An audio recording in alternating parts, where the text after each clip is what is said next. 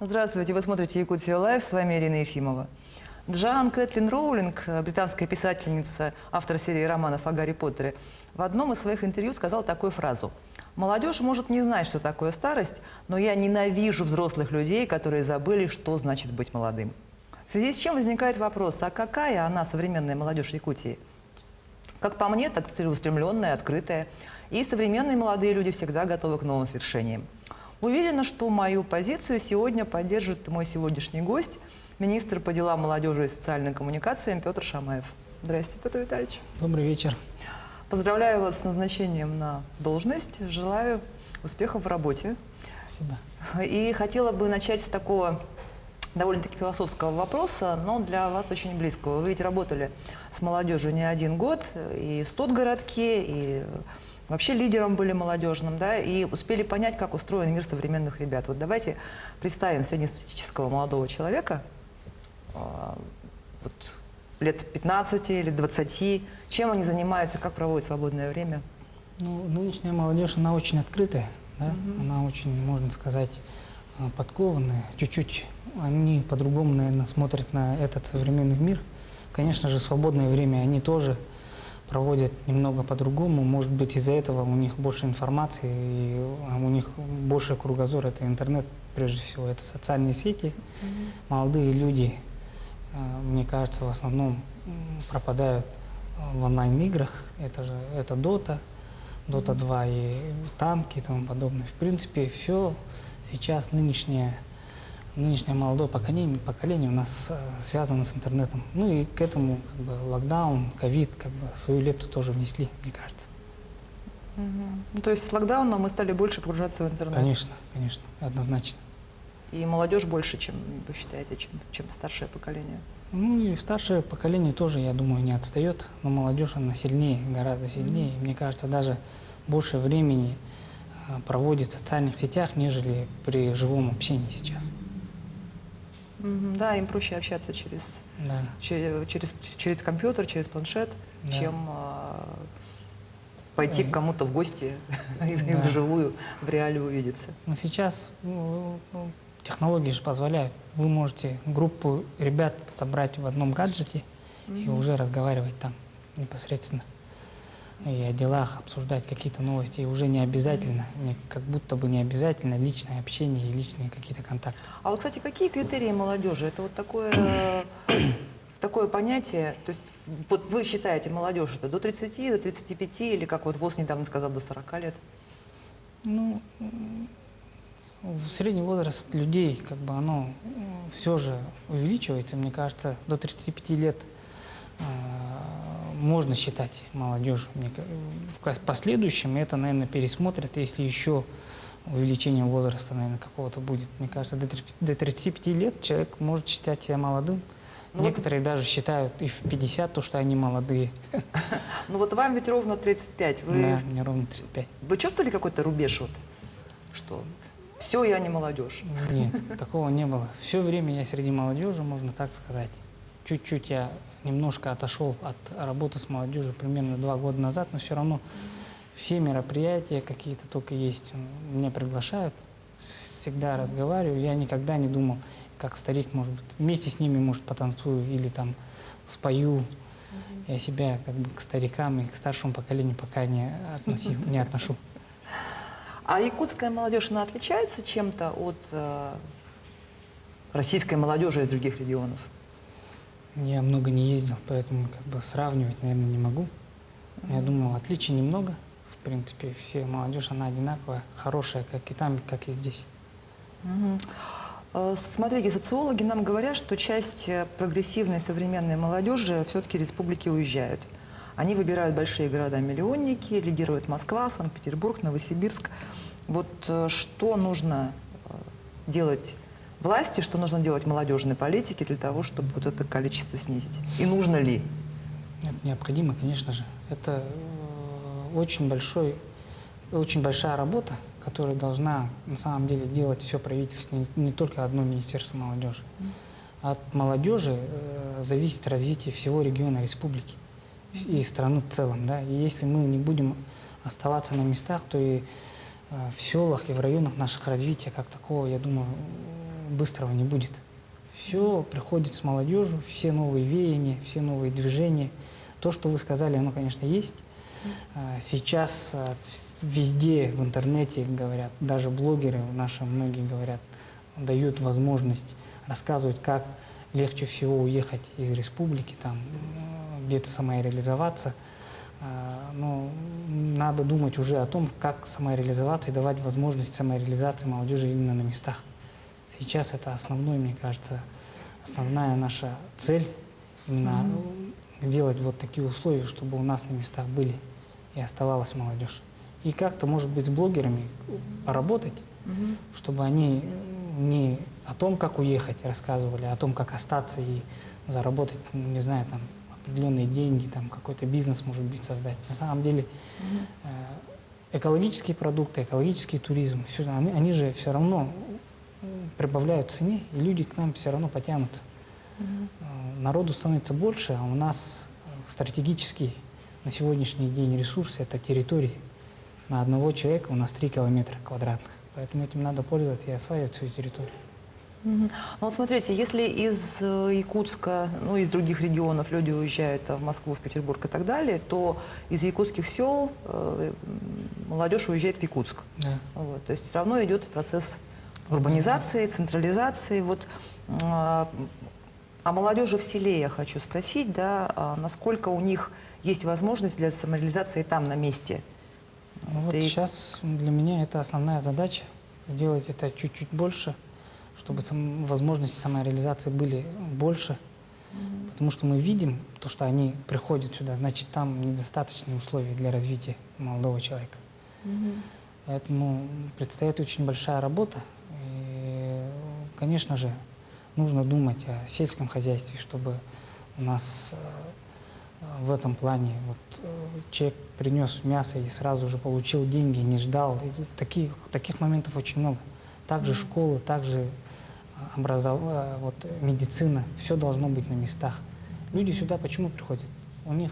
Они, может быть, поработают, но создают семьи, хотят, чтобы их дети пошли в качественную школу. Это один тоже момент, из моментов, да, и приходят сюда за качественным образованием. А малокомплектные школы, на взгляд молодежи, молодых родителей, они не дают тех знаний, которые нужны их детям. Вот. Это основные моменты, которые нам озвучивали. Я участвовал на круглом столе, где этот момент тоже говорили молодые специалисты. Мы будем думать, смотреть, но и тоже преимущество, где мало школьников учатся, значит, внимание учителю больше. Да, то есть больше. Мы же в городе, наоборот, возмущаемся, Да. что детей по 40 человек в классе, по 30 человек в классе, да, какое образование они получат. А если в маленькой школе там бывает, что вообще на одного один ученик в классе, да, там, 10 человек, Да, поэтому, они же больше получают. Да, в этом плане нужно, чтобы у нас в школах были молодые учителя, чтобы они приносили те методы обучения, которые могли бы дать им какой-то толчок нашим школьникам, детям. Вы ведь сами, если я не ошибаюсь, родом из небольшого села. Да, Вилюйский район, село Тасагар, там проживает порядка 500 человек, там до сих пор у меня живут мои родители. Стараюсь по мере возможности выезжать летом, помогать. Пока так, сейчас, наверное, чуть-чуть реже, будет, но все равно постараюсь помочь этим летом на сенокосе том же поработать. То есть у вас весь набор правильного якутского мужчины. Сенокос, охота, рыбалка.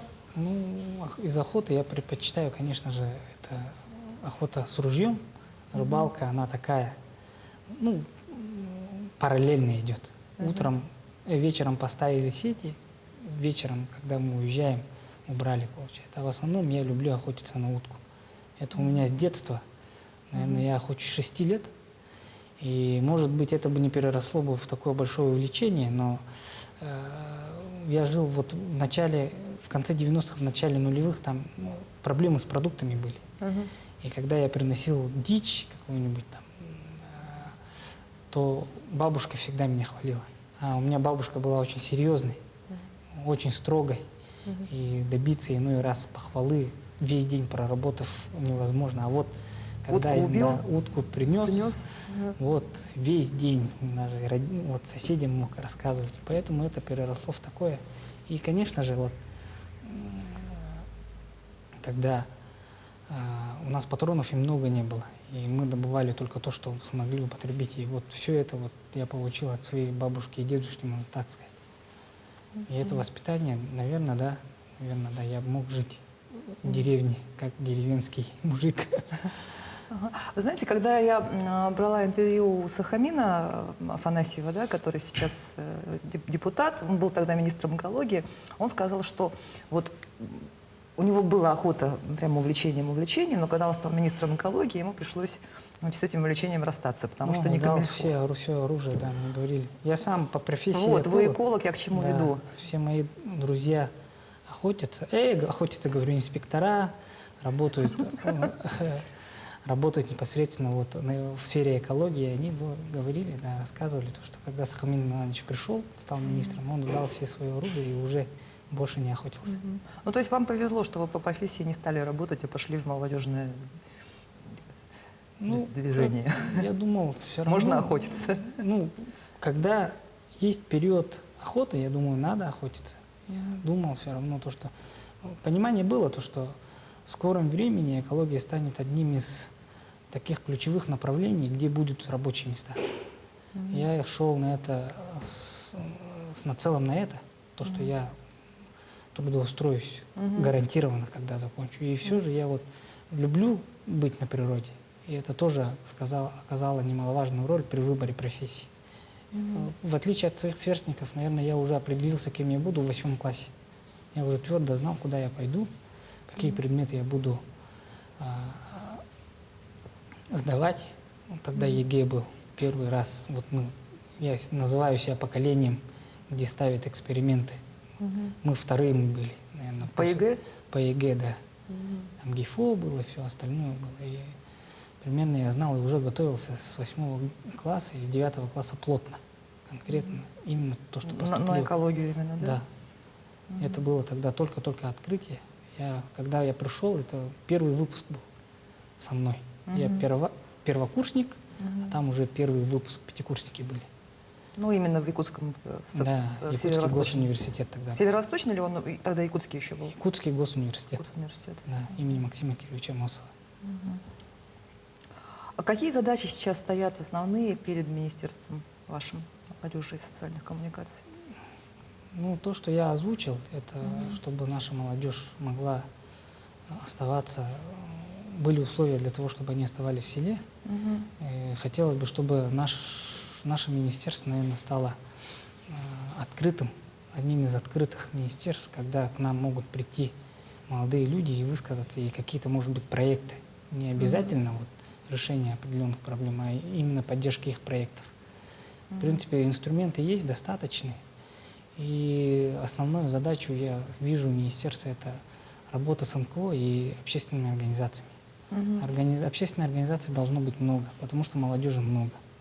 Это я усвоил при работе в Северо-Восточном федеральном университете. У нас там был, ну, как бы основное общественная организация — это профсоюз и студенческие советы. Но мы не охватывали, мы думали, то, что все там, но на самом деле мы не охватывали только половину.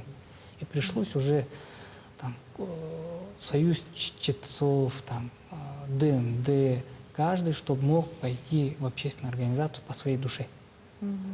Я думаю, здесь тоже в республике нужны больше и больше общественных организаций, которые могли бы...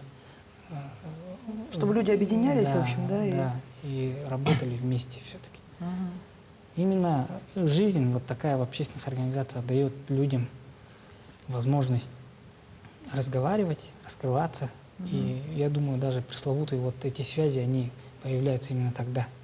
Потому что активист, он всегда так или иначе находит свое место в жизни, и уже вот у тебя знакомый начальник, например, там, отдела и тому подобное. Вот все мои знакомые активисты сейчас, получается, я у них знакомый министр. Как бы, когда были студентами, никто об этом, конечно, не думал. Да и месяц назад, наверное, я об этом и не думал. Неожиданным было предложение для вас? Ну, да, можно сказать, да. Сказали то, что вот внесут предложение Арсению Сергеевичу. И я не думал, то, что меня выберут. И вызвали на собеседование в главе, и все завертелось. Поговорили. С Арсением Сергеевичем, в принципе, я знаком, пересекался. Даже будучи директором студенческого городка, когда он был главой города Якутска, мэром, мы по озеленению работали, по стройотрядам работали. И в игре «Мэр» вы участвовали? В игре «Мэр» тоже участвовал, где вы были нашим куратором. Да. Вот эти игры, кстати, они помогают находить каких-то лидеров? Или вот как вы вообще считаете? Вот вам помогло то, что вы в игре «Мэр» участвовали, в игре «Министр»? Конечно, ты все равно с людьми коммуницируешь. И в игре «Мэр» чем хорошо, да, вот ты туда приходишь и уже знакомишься с молодыми специалистами. И уже какие-то совместные проекты возникают. Если ты сам не делаешь, то ты можешь кому-то помочь. И так наша команда чароитиков как бы общегородское мероприятие делали 2 раза в год. Да, Да, несмотря на то, что заняли 2-е место, но они Да. придумали во время игры, вы придумали во время Да. игры мероприятие, которое... Ритм города, которое... который даже тоже был направлен на молодежь, на талантливую. И я думаю, это очень удачный проект. Я думаю, если возможность будет, то и поддержать ее. Теперь у вас возможности Да, есть. возможности есть. Я думаю, будем работать. До сих пор есть группа, до сих пор общаемся. Мне этот формат очень понравился, на самом деле. Давайте про волонтерство поговорим. Это такое большое активное движение, и оно считается...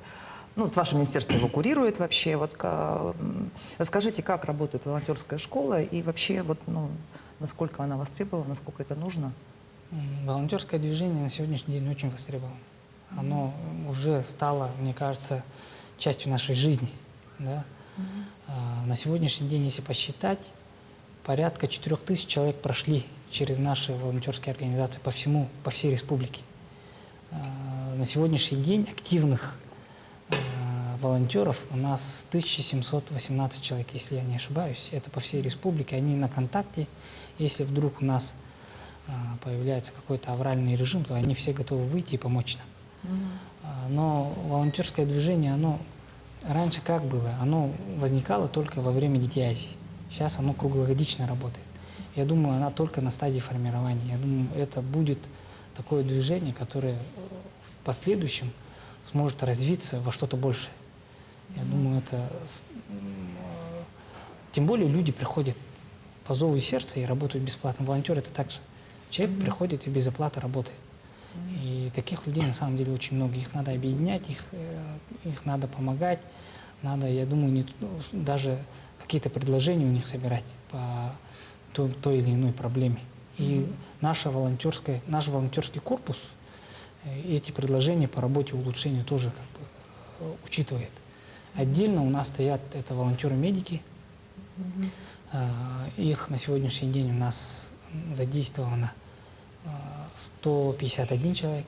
Это те студенты, которые учатся непосредственно медиками. Они работают как медицинский персонал, работают в пунктах вакцинации, заполняют документы, а также работают непосредственно со с преклонными людьми 65+. Они могут объяснить им про вакцинацию, привести, увезти. И работают как, не знаю, как их родственники, может быть. У нас есть даже в волонтерском корпусе, говорят, постоянные клиенты.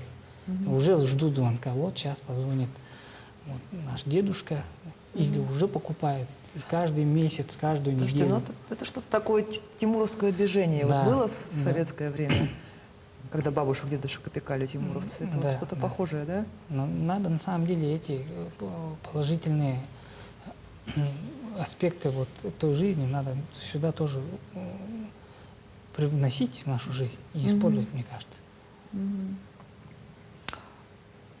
Ну вот с приходом пандемии в нашу реальность жизнь очень изменилась. Да. Ну вот те же волонтеры стали востребованы больше из-за пандемии, да? И вот как это сказывается на молодежи? Вы в самом начале сказали, что молодежь предпочитает в интернете общаться, но и мероприятия ведь теперь проходят в онлайн-формате, да? по большей части, вот фестивали уже даже там, в онлайн-формате. Вот насколько это удобно, насколько это вообще, как вы считаете?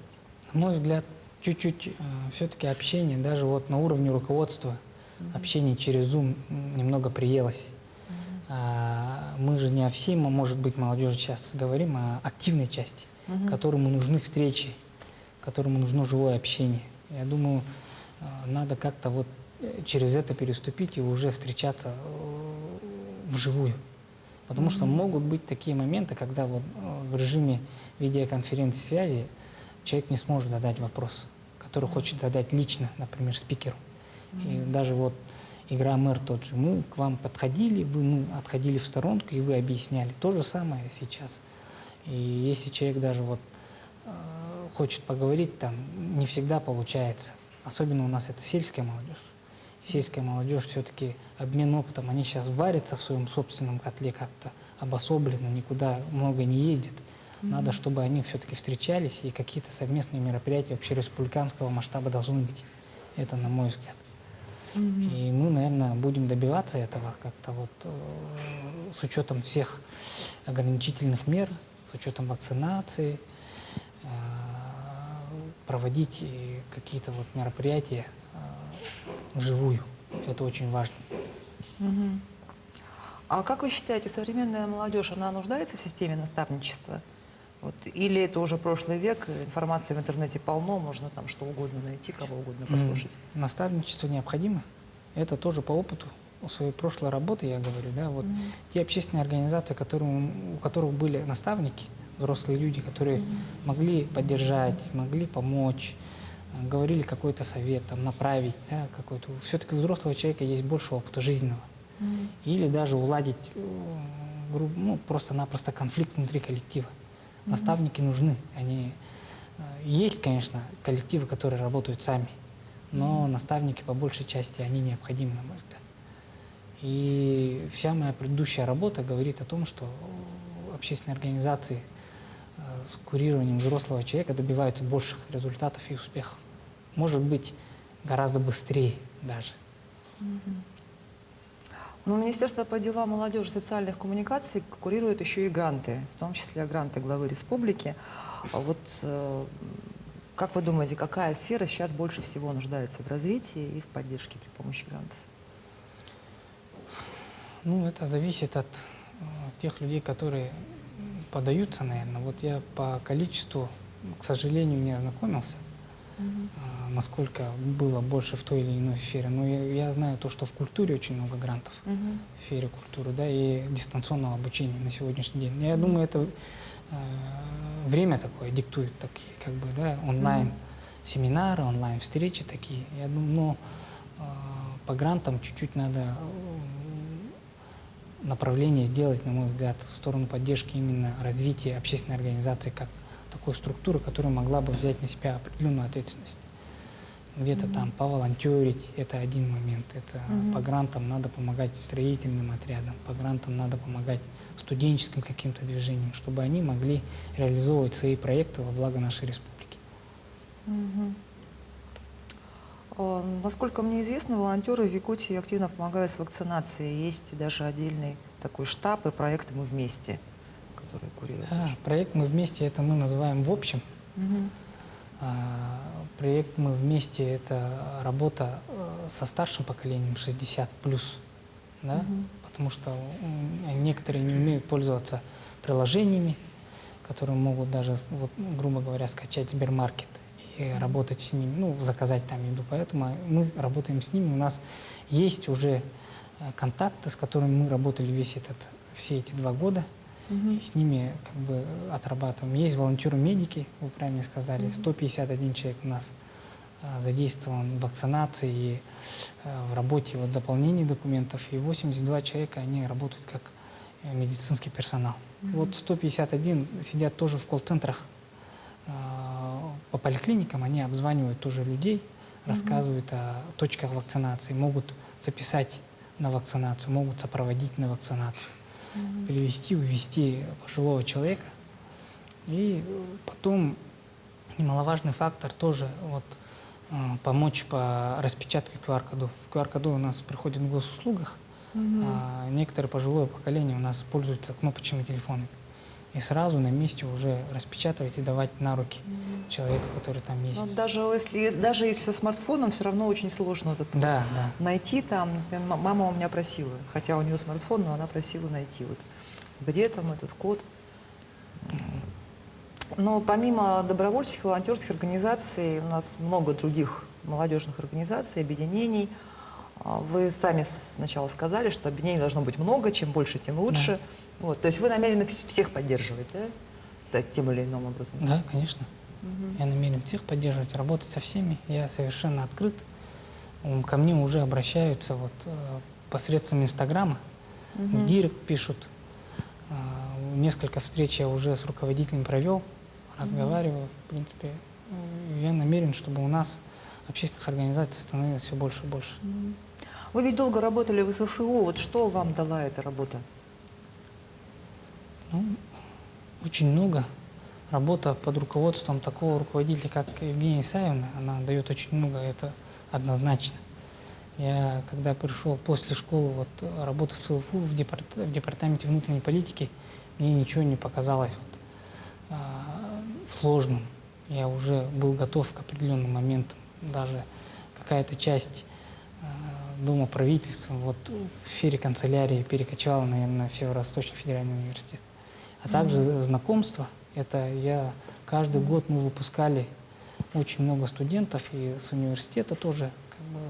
Куда бы я ни приехал, есть те люди, которыми мы общались, с которыми мы проводили какие-то мероприятия. Если я в студенческие годы был активистом, там встречаюсь, то сейчас встречаюсь с теми студентами, которые были у меня непосредственно активистами.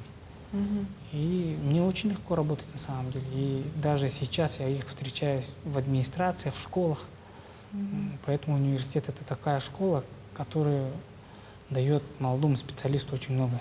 Ну, смотрите, легко работать с активистами, такими позитивно настроенными и так далее, да, но ведь молодежь очень активная во всех смыслах, не боится свое мнение выражать, и юношеский максимализм тоже никто не отменял. Есть же те, которые против всех.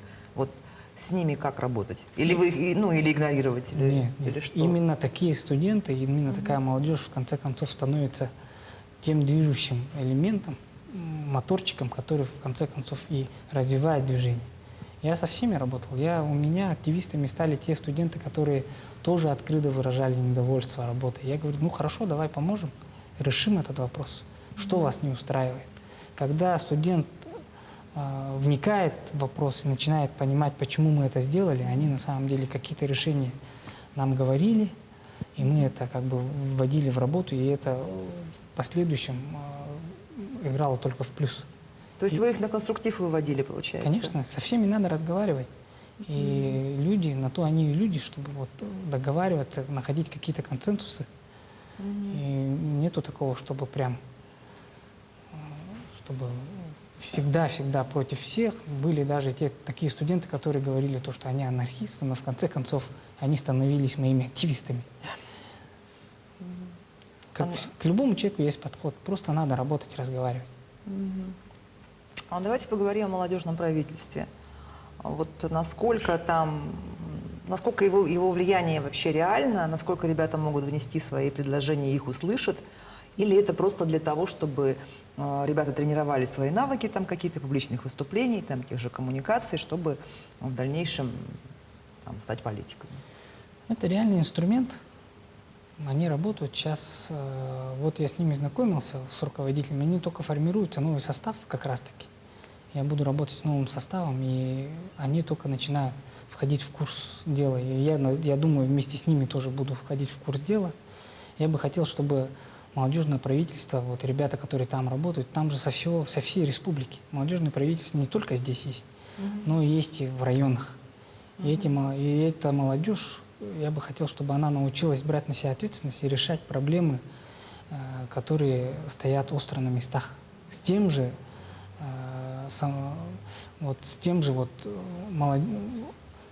кадровым голодом в районе, с кадровым голодом, чтобы они решали, что мешает чтобы вот пришел человек и начал работать именно здесь. И они, вот, я думаю, должны стать тем мостиком, которые могли бы доводить свои видения на правительство. И я думаю, мы тоже будем этому помогать. И какие-то проекты, я думаю, поддержу. А для молодежи в Арктике нужны какие-то отдельные программы, отдельные... Всю как-то молодежь, сами- которая едет в Арктику, нужно поддерживать. Я думаю, не только вот. Очень хорошая программа есть «Земский доктор», учителей поддерживают, но не только же там учителя. Там есть и люди, которые могут пойти разводить оленей, подъемные и все остальное надо думать. Потому что, будучи студентом, когда вот наши однокурсники уходили, ездили туда на работу, там давали какое-то жилье, и там не было элементарной мебели. И надо было покупать на свои деньги. Я думаю, как-то в этом плане надо думать, чтобы какие-то первоначальные расходы, чтобы молодым специалистам возмещали. И, конечно же, остро стоит вопрос вот, интернета и всего остального, чтобы там возможность, когда ты уезжал на север, на Арктику, у тебя, чтобы не обрывалась связь со своими знакомыми, потому что для молодого человека общаться это очень важно. Тем более сейчас технологии позволяют это делать. А Поддержка молодежи нужна обязательно, особенно в Арктике. Это вот, это как бы Ну, это бесспорно. истина, вообще. бесспорно, да. А мечты — это то, что двигает человека вперед, но при этом важно постепенно реализовывать то, что тебя приведет к этой мечте. Вот.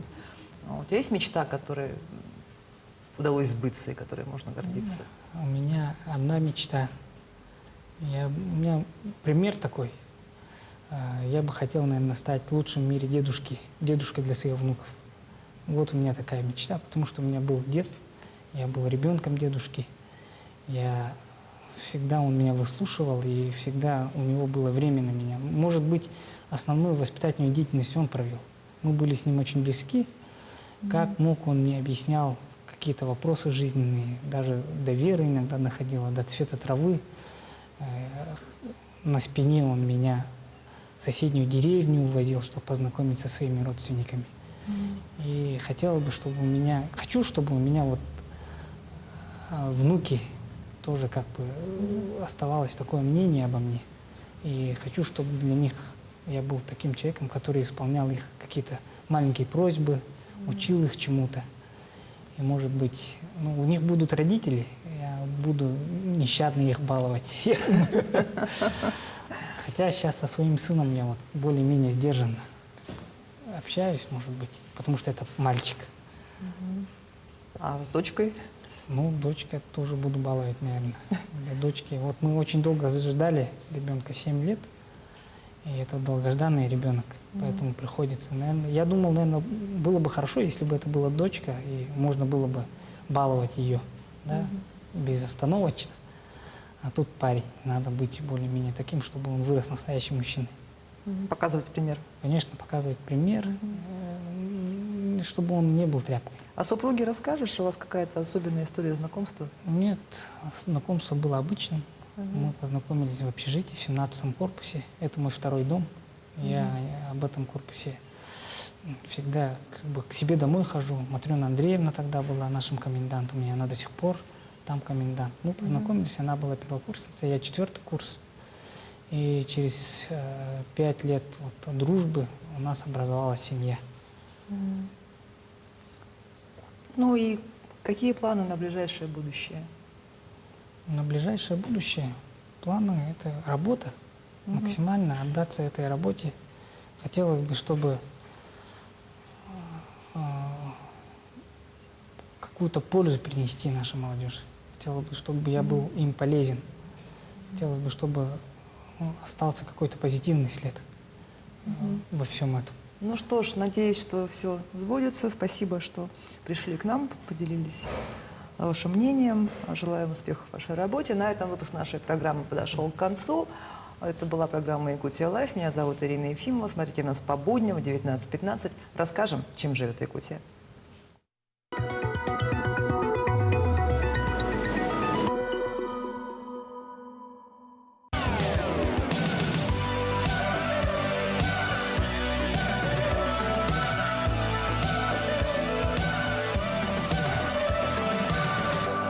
конца с нами теплее.